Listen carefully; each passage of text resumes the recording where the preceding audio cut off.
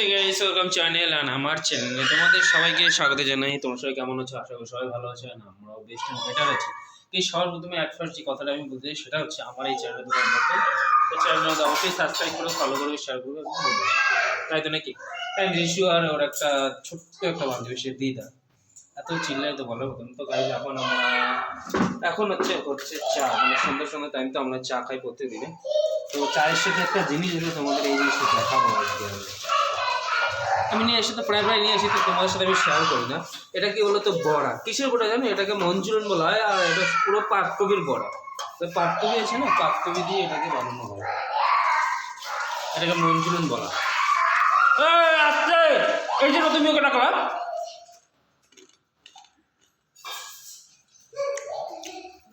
এতক্ষণ থেকে ওই বাচ্চাটা আসতেছিল না, এত কান্না যখন তো দুজনে চিল্লাচ্ছে দৃশ্যাম দৃশ্যাম দৃশ্যাম, এটা বলি বলো দৃশ্যাম দৃশ্যাম